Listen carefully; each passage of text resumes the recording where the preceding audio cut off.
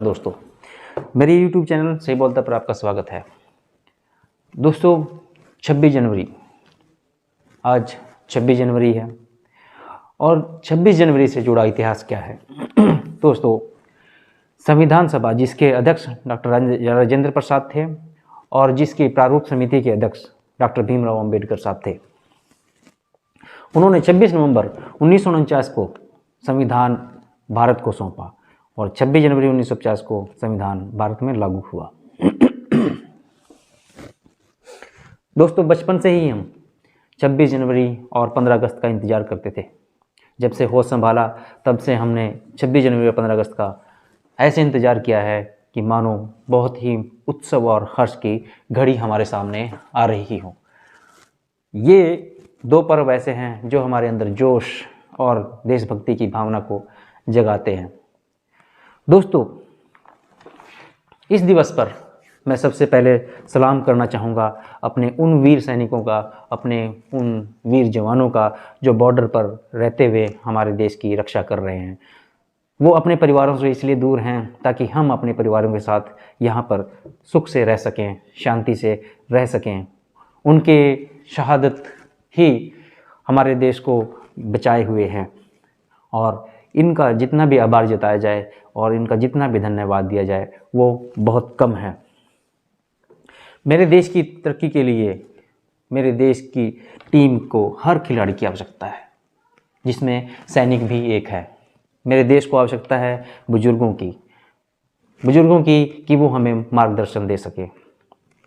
मेरे देश को आवश्यकता है नवयुवकों की, मेरे देश को आवश्यकता है बच्चों की, मेरे देश को आवश्यकता है महिलाओं की,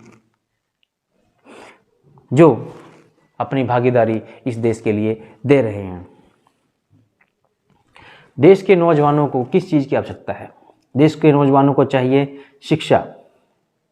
शिक्षा उनके चरित्र को बलवान बनाती है, उनमें कौशल का विकास करती है। शिक्षा वो जो मेरे देश के नौजवानों को अच्छी राह दिखाए, वो शिक्षा नहीं जो उनको गलत राह पे लेके जाए। शिक्षा दोस्तों वो उसको कहीं से भी मिले, स्कूल से मिले या सत्संग से मिले, मगर दोस्तों अच्छी शिक्षा, ध्यान रहे, अच्छी शिक्षा इसलिए ताकि वो उसका इस्तेमाल करके अपना कुछ रोजगार कर सकें। अच्छी शिक्षा इसलिए ताकि वो देश के निर्माण में अपनी भागीदारी निभा सके। मेरे देश के नौजवानों को ज़रूरत है रोजगार की, क्योंकि युवा शक्ति में बहुत ताकत है और युवा शक्ति इस प्रकार है जैसे एक बहती हुई नदी का पानी।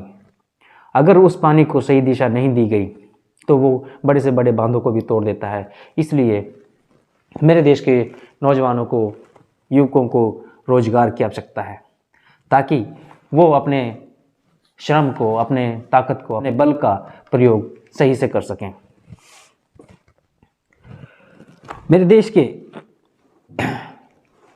हर व्यक्ति की इच्छा ये है कि उसके बच्चे को अच्छी शिक्षा मिले। मेरे देश का एक मजदूर भी ये चाहता है कि उसके बच्चे को बेशक स्कूल में खाना ना खिलाया जाए, वो नहीं चाहता कि उसको भीख मिले, मगर वो चाहता है कि उसको अच्छी शिक्षा का आशीर्वाद मिले। वो अपने बच्चों के लिए अच्छी शिक्षा चाहता है। मेरे देश को आवश्यकता है नौजवानों को नशे से बचाने की। नशा शराब का, नशा ड्रग्स का, नशा अधर्म का, नशा अधर्म की अफीम का। अधर्म वो जो मेरे देश के नौजवानों को हथियार उठाने पे मजबूर करता है। नशा अधर्म का वो नशा जो मेरे देश के नौजवानों को कानून अपने हाथ में लेने के लिए मजबूर करता है। नशा उस अधर्म का जो अपने आप को बड़ा और दूसरों को छोटा समझता है। नशा उस अधर्म का जो लोगों में फूट डालता है, लोगों में। नशा उस अधर्म का जो खुद को देशभक्त और दूसरों को देशद्रोही समझता है।